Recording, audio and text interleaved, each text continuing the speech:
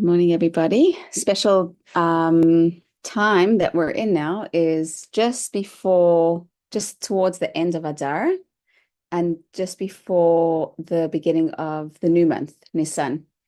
And it's this coming weekend on Saturday night and Sunday that the new moon is coming for the month of Nisan. And remember, we started off in this month by saying that every day we increase in joy, in the energy of Adar's joy. So that means that every day the manifestation and the frequency of Adar gets higher and higher in terms of like the joy potential. And now we're at day 26, and we've got 27, 28, 27, 28, 29, 30, till the end of the month. And then comes 27, 28, 29, 30, 29, 30 together until comes Nisan. So expect the frequency to go slightly higher every single day for the next few days until it comes into the month of Nisan, which shifts into a new energy, which we're going to speak about today. And then we're going to discuss a few things, but shifts into the new energy, as I wrote about redemption. It's the month that the Jewish people were historically redeemed from Egypt, and it is bringing a new upgrade of personal redemption and redemption for Am Yisrael, for Eretz Yisrael, for the land of Israel, for the people of Israel all over the world, and in general for the world. Like through the energy of the month, please God, comes that now. Why did I say that there's a feminine rising energy? Because this is the energy of Geula. This is the energy of redemption, that there's a rise, the rise of the feminine, we spoke about this, we speak about it quite often. And yesterday was a very special day, which kind of like, not by chance is it towards the end of Adar and towards the beginning of Nisan. That's good morning. That it's the Rebbetzin Chaim Mushka's birthday, and there was you could feel the shift of the Malchut energy, the feminine queen energy coming into the world even more through a mother soul. So we always say that when there's a neshama klali, we are all neshama pratis, we are individual souls, but there are some souls in the world that are like the tzaddikim, the righteous, a little bit being given a little bit of a different mission to be a neshama klali, to be a general soul. When a neshama klali has a birthday or a yahrzeit, when this mother or father soul has a birthday or yahrzeit, then there is a upgrade that comes through them to all the neshamot. And that's what happened yesterday on the Rebbetzins' birthday on the 25th of Adar. And it's cute in Chabad, the kids do sometimes like little hachanas, which is like preparations for from the time of the Rebbetzins' birthday until the time of the Rebbe's birthday, which is the 11th of Nisan. It's quite it's a nice time frame, just to give them a nice time frame of like start and finish. We never finish our work, our soul's work, of course, but it's something very special to be doing while there's a high frequency of energy in the world. So I'm gonna speak to you about my personal experience of yesterday's energy, which was really, because I was aware of it. I was intentionalizing it, and I made use of the energy in the world, and I felt it, and and it really came down. If you don't know about it, it's still there, but when you know about it and you intentionalize it and you tap into the frequency, then it's just like, wow.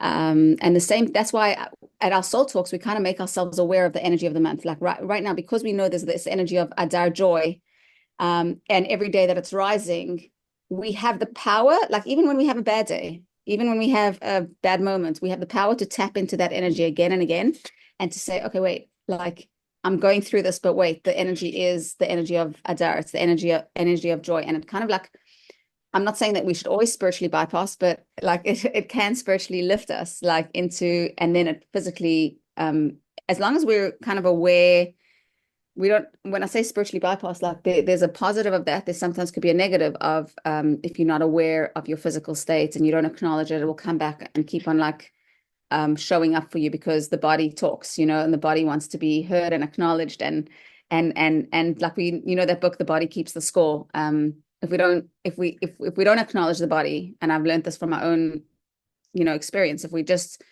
spiritually bypass the body and keep on tapping into the spiritual realms, but we kind of like bypass the body and like ignore it, it will keep on like talking to us, in different ways, little sore knees, sore backs, or hips, or whatever's going on for you, like just like a headache, whatever, like things that come up, you might think that this is random, but it's actually not random. It was my cousin's 70th birthday yesterday, and they celebrated at Glendale. So they have a big party, and they have music and dancing. Beautiful. And so we were there, Stella and I went to, and it was so joyous and so lovely. And special part of the energy of Adar. Yeah. Beautiful. That's special. Hey, Nadia.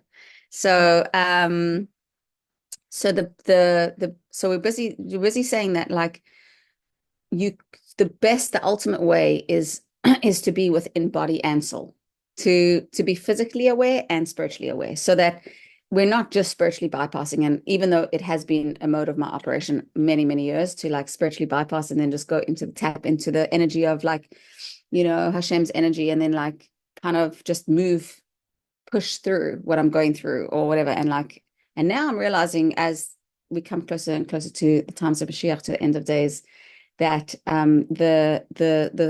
our soul's mission in this world is not to spiritually bypass. We weren't created to be angels. We could have stayed in the higher realms if that was the purpose, But it's actually to bring the spirit, to have the awareness of the spiritual. It's good to be able to spiritually bypass. You have awareness of spiritual realms and spiritual energy, and then to bring it into the physical, to bring it into our bodies, to breathe it into our bodies. That's why we always end up with like a meditation when we can, to like breathe it into our bodies. To be aware of what our body's telling us, and doesn't mean that we have to dabble in it fully, like in the sense of like we don't have to get caught up in it. We don't have to let it drag us down, but to have awareness, to acknowledge it, to say thank you, and then to bring the healing through obviously spiritual channels, bringing it down into our body, and physical channels, etc., emotional channels, whatever, all the different ways of healing, but obviously with intention, with spiritual. What I'm saying is spiritual intention, with intention that Hashem is the ultimate healer, and Hashem's bringing this to us for a reason. And if my body's saying this, what is my neshama trying to say through my body? Looking after the vessel that houses the soul. Exactly, looking after the vessel that houses the soul, so that the soul can function. If the body's not functioning, the soul cannot function. Like I said last week, we do all the mitzvot. Spiritual is a spirit. Everything is spirit with ritual. Like every mitzvah has a ritual attached to it, a physical ritual that's attached to it, and we bring the spirit into that ritual. Without with the ritual, we're just monks on the mountain. Like really, like that's not Judaism. That might be Buddhism, but it's not Judaism. It's not to spiritually bypass. It's to spiritually bring down and integrate into the physical. And when we work with body and soul, when we work with the spiritual frequency and bring it into our bodies, and like being aware on both levels, then we've done the ultimate aim of what Judaism is here for, to refine ourselves and to refine the world in this physical realm, to refine our bodies, to refine our brains, to refine our hearts, to refine our desires and our lusts and our what we're chasing in this world. And then through that to refine our surroundings. And it's beautiful Hayom Yom today that Hashem entrusted this beautiful mission to women, and the women bring it over to the children and to the next generation, and all the spiritual ideas that Hashem entrusts into the hands of women to bring through. And then our mission about refining ourselves and the world was in today's Tanya, that we weren't made to just stay in the heavenly realms. Like we would have been angels, we could have stayed there. Like I said earlier. So now we see, okay, so yes, for those of you that just came in, we spoke about like there's this energy of Adar, like this frequency of joy rising. There's this energy of coming to a time where the month of Nisan on Saturday night, Sunday, the new moon, is redemptive energy. It's like there's a breakthrough, there's liberation. Mitzrayim, the word Egypt means Meitzarim, challenges and limitations. And when we have Yetziat Mitzrayim, leaving Egypt on a historical level, on a personal level, we're leaving our Meitzarim, our limitations, our boundaries, our challenges, our inhibitions, the things that actually, stop us and like don't allow us to propel forward. Maybe it's our traumas, maybe it's our lack of confidence, maybe it's our complex, like we have a complex about something, or maybe just the inhibitions that whatever, every single person has their own inhibitions, whatever it is that stops us from being our most liberated, redemptive self, like our highest potential. This is what we're going to be working through in the time of leading up to Pesach. And now, just on a physical level, it's amazing how the rituals of the Jewish calendar speak into the energy of the frequency that we're trying to tap into and to develop within ourselves. So right now, what's the ritual that's going on? It's like after Purim is like before Pesach, we start to clean through our homes. We start to look for the chametz. We start to look for like little, leavened bread, Play-Doh, spaghettis. That's like, stuck in the, like I'm saying, even in the classroom, for example, we use a lot of like food items or things that might be considered chametz, like in kids' playrooms, and maybe there's some crumbs in handbags. Bless you. There's crumbs in handbags. There's little sweets. There's little stuff in. We don't. It's not about spring cleaning and going crazy to. Even though we all do that, but it's not about going crazy to have this massive spring clean and sort out. I always get into this mode of like sort out stuff, and I'm like, Pesach's not about nestling, as you see. Like, it's okay. Like it's about, I know we're rebirthing this nation, but you don't have to go into like nestling mode. It's like you can't do everything at once. So, okay, get into the mode, over the next few months you can do that. But the main thing right now is to like detect and remove the chametz. So what does chametz represent in Kabbalistic terms? Chametz is leavened bread. It's something that's inflated our inflated egos. So while we're looking for the breadcrumbs, like let's not fixate only about the breadcrumbs and the chametz in the home. We're also supposed to address the chametz that's going on inside of us, the ego, the I that got a little bit too great, and to realize that I am only I because Hashem gives me everything that Hashem gives me. Like and when I realize that the true me, the essence of me, is pure, complete, a part of Hashem, and everything else is a part. Like everything else is, so the true me that is the essence of me is like that spark of Hashem within me, that neshama that's alive and a living organism within me. Like that's like it's a part of it's the breath that Hashem gave me at birth, and the breath that Hashem takes away at death. This is the like we say every day, that my neshama is within me. I thank you, Hashem. When we realize that is our pure essence, and everything else is nefesh habahamit, is our nefesh hachayon, it's our animal soul, our lively soul, which is our body, basically our body's mechanisms, whether they're complete, potentialized, like actualized, or they are incomplete, wounded, etc. Whatever it is, those are just parts of ourselves. But the true essence is us, and that is the I that we should sit with. Like every single morning, we say this humility prayer, and we say like Hakol Hevel, like everything is, there's nothing chutz, like minashama, like everything, like I'll get the exact words, and I say it every morning. Kol Havel What's me?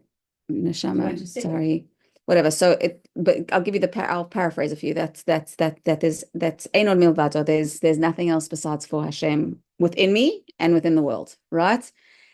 Of course, there's other stuff around that Hashemness within us, and around Hashem with the other stuff, that Hashem allows to be there. Hashem, it's also Ein Od Milvado. It's not other than Hashem, because Hashem creates it, Hashem allows it, Hashem, we say, like in Kabbalistic terms, Hashem gives us a present, a gift, like the neshama is and kedusha, holiness, is a gift that Hashem gifts us with, someone gifts a present towards them, says, here's a beautiful gift, and hands it to them.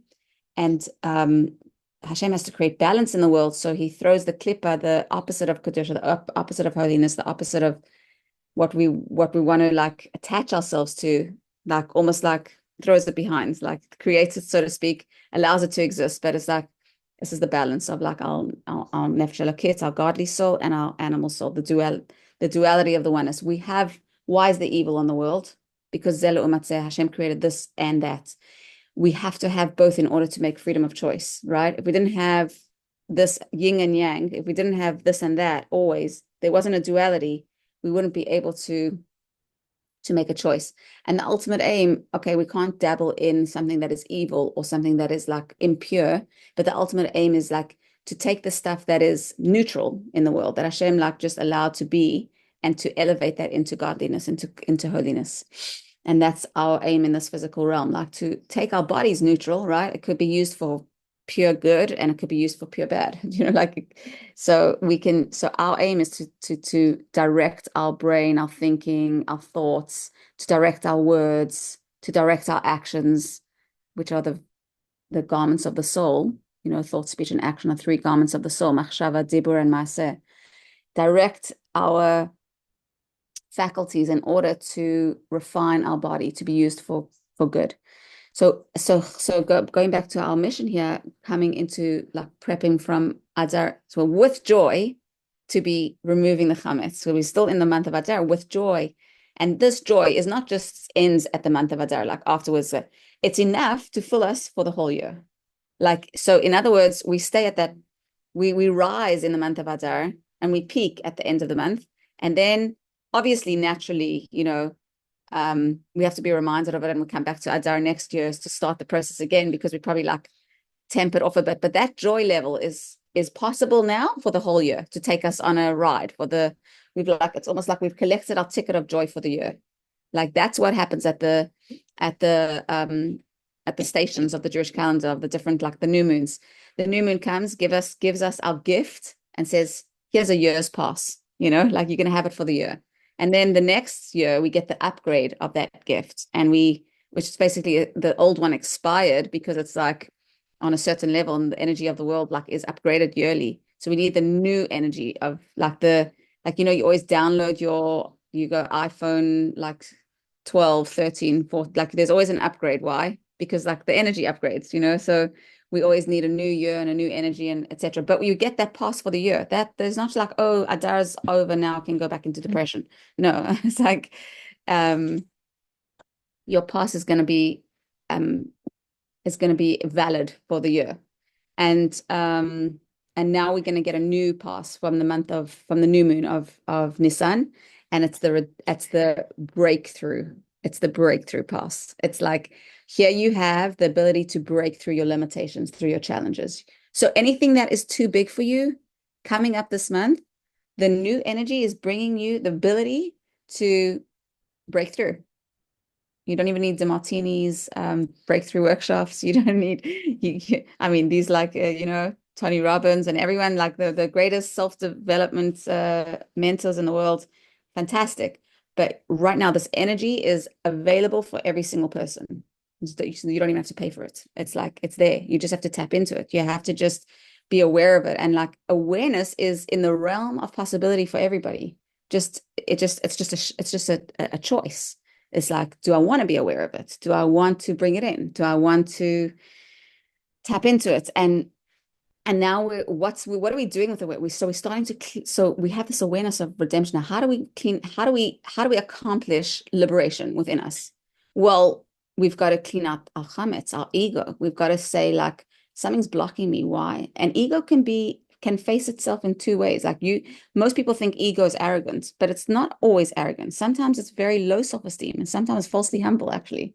Sometimes like our ego tells us I'm not good enough. Ego doesn't always mean haughty and great. Like it's just a misconception. Like when we're not, like, low self-esteem can sometimes come across as arrogance. Arrogance is low There's a self-esteem. cover-up. It's really it's both one and the same. And what it is at the heart of it is ego. What does it stand for? I say this every year. Edging God out. When we feel that we have to do everything, we're in control. I'm not. Like, this is very much the I generation, the iPhones, the iPads, maybe we're moving into we soon, but the we transfers. So basically, when we realize that it's not I alone, it's we, it's me and Hashem together. It's like Hashem asking us to partner here. I need to do my very best, but then I also need to give it over. And at the same time, I totally surrender to this as Hashem's plan, and I do my best in my power.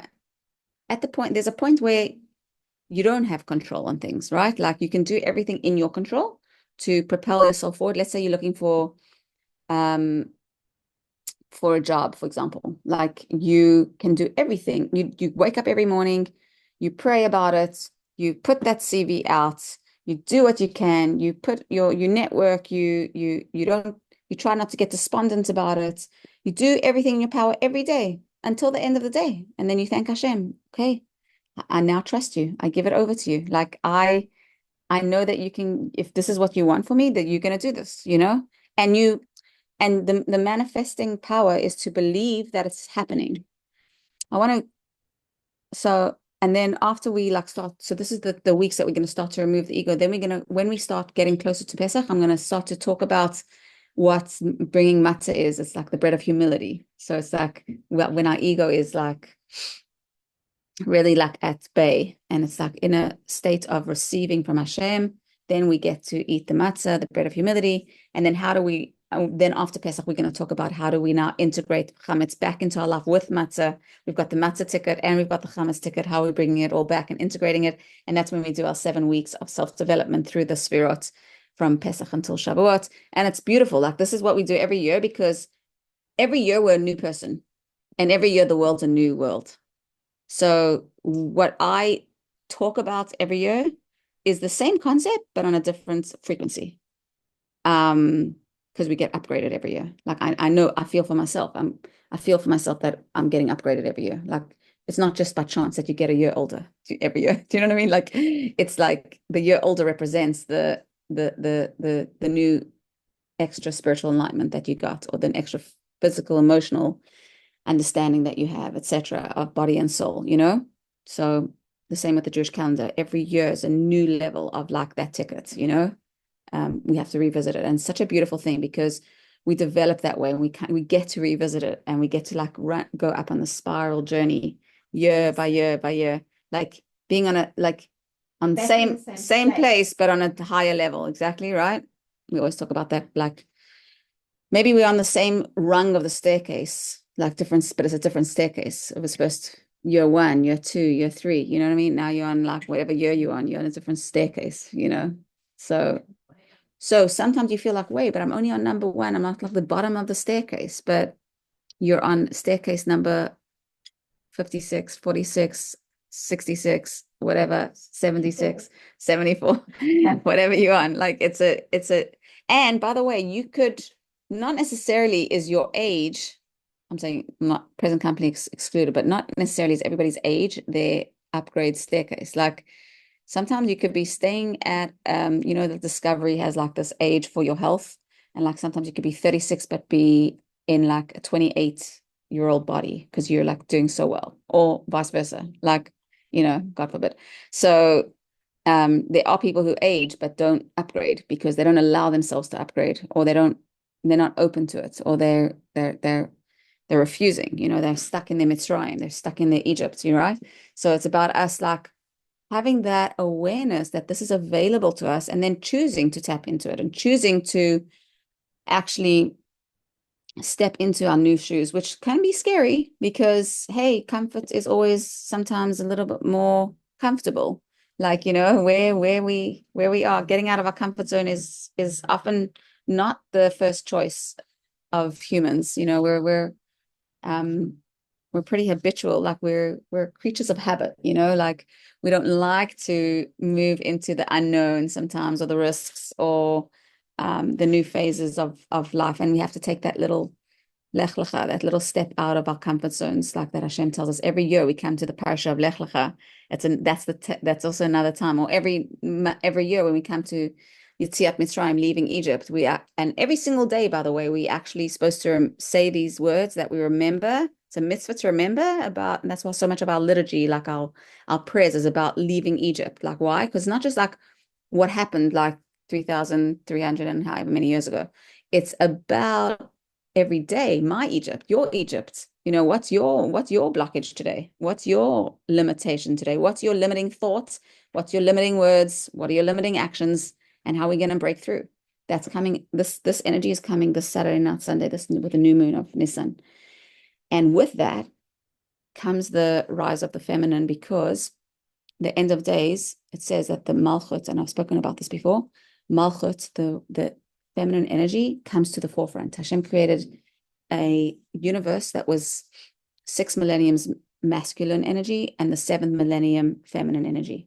And we are at really just before the 7th millennium. So the rise of the feminine is getting more and more and more, and you can feel it in the world.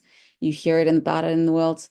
And in the last 100 years, it's getting more and more, because it's like we're nearing that 7th millennium, and we're bringing it in. So people who are aware and open are able to tap into it and bring it in early.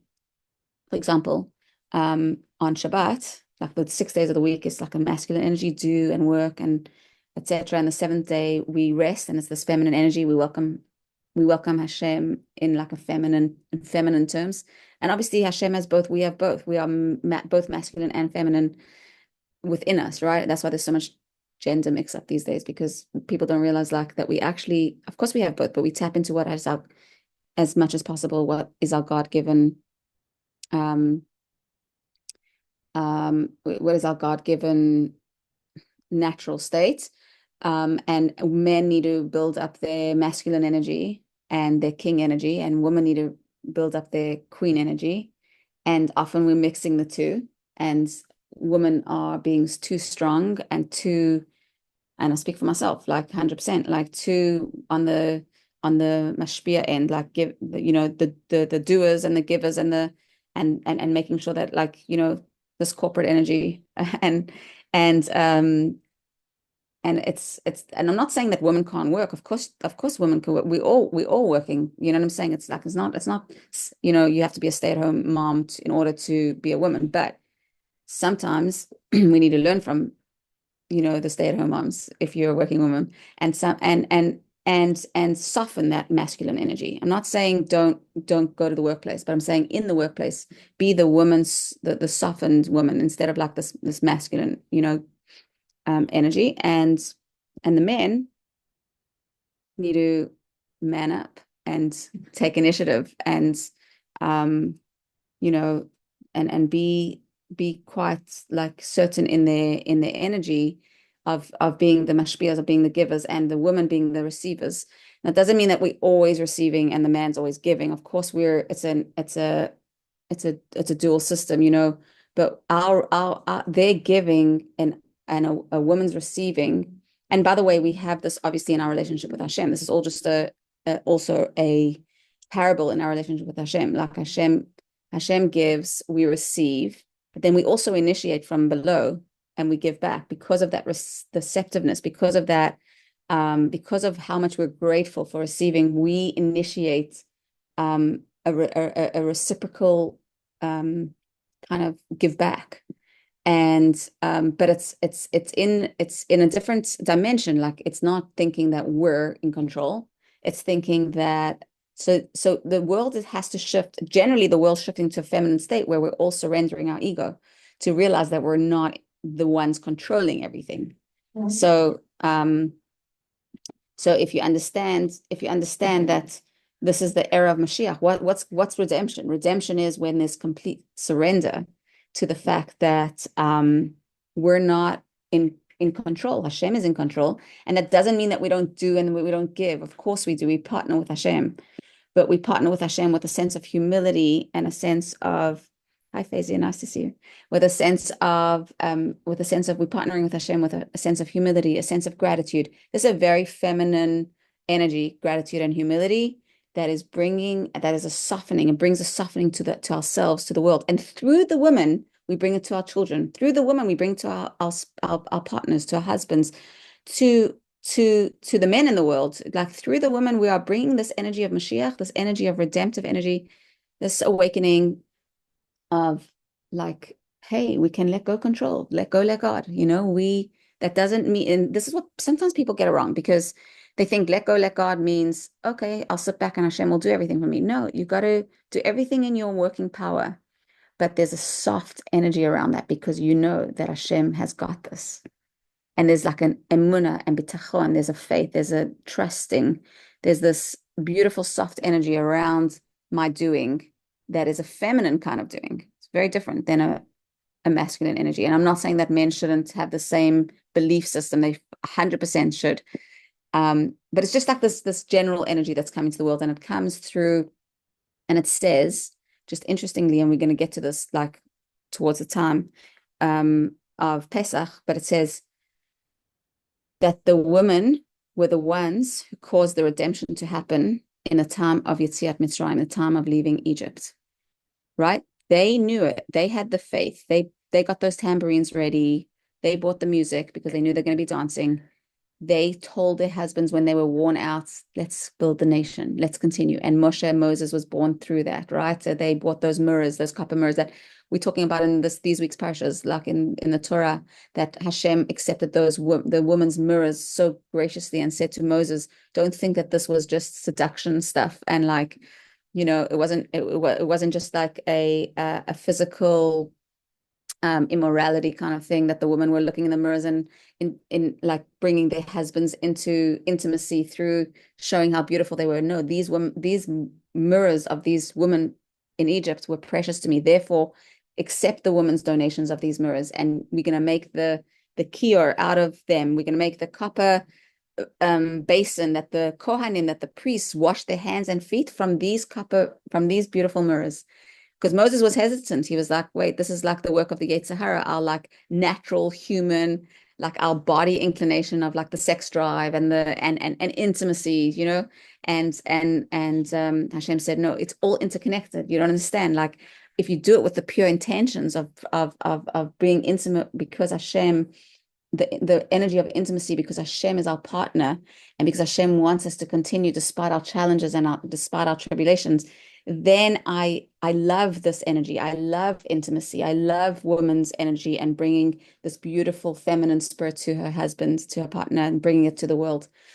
And please God, for those who need partners, to get to manifest your partner in this feminine energy way. So, this is where we're going. We're moving, like we've got that ticket of joy. We're moving into this surrender, liberating, removing one's ego, which was edging God out, bringing God back in, like removing the chametz so we can bring back the matzah. Do you know what I'm saying? Like getting into that mode. So Pesach doesn't have to be scary. It actually can be a redeeming feeling. It could be this beautiful feeling of like, I get excited about the energies of the Chagim. Like I get excited. I don't get worried about the hard work that comes with it, because it doesn't have to be hard work. It's really a mind shift. It could be smart work. And if you focused on the physical and all this, like, I'm not saying nonsense, but like a lot of the stuff is nonsense because people overkill about it. And you focus on the spiritual energy, and of course you're going to have the rituals. Of course you're going to do the body work, the homework, the preparation stuff, the physical stuff.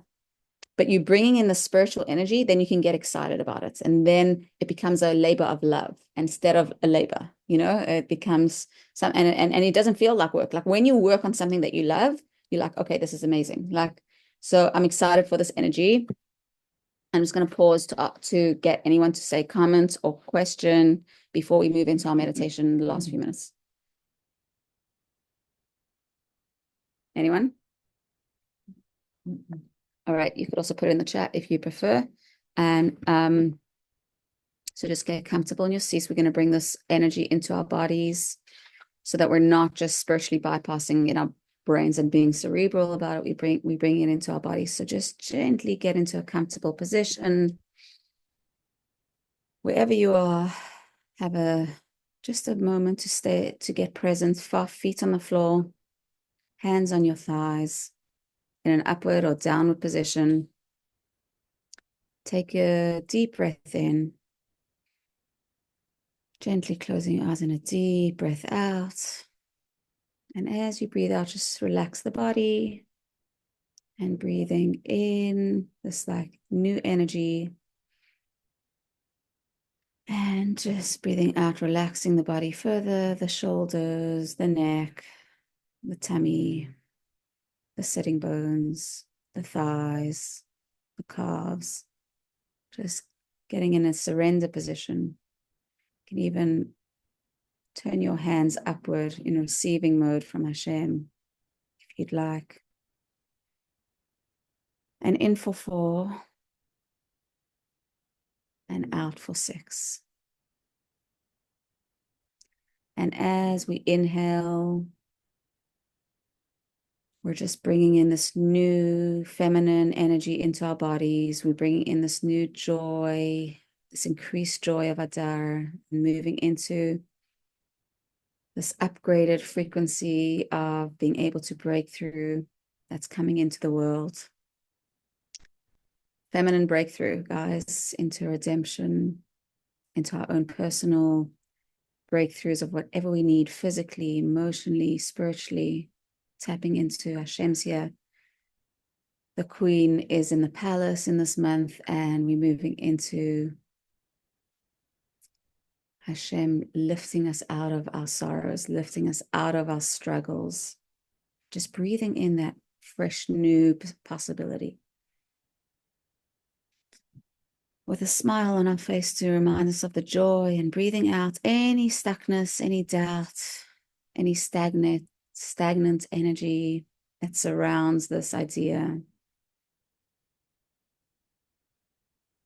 And just continue to breathe in and out at your pace, just gently observing your breath. And not worrying about the noise outside or inside.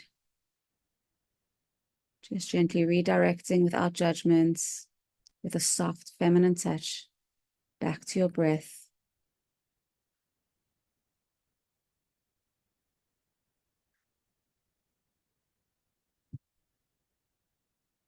And on this big in-breath, the deepest breath you've taken all day, just fill your energy with this beautiful light and this beautiful love from Hashem, this redemptive love. Hashem wants us to be free. Hashem wants us to be joyful. Hashem wants us to be our best selves. Just breathe out any of the limiting thoughts or feelings. And just offer and whisper a prayer to Hashem to help you along this path this coming week, please God.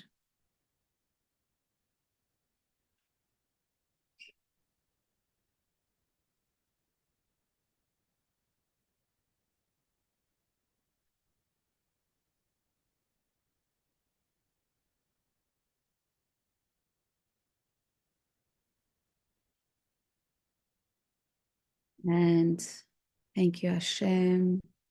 Coming back into our space, into feeling our sitting bones on the chair or the bed or wherever you are, floor. And rolling our shoulders back, and then just rubbing our hands on our thighs and gently opening up our eyes with a downward gaze and coming back into the room and into the space when you're ready.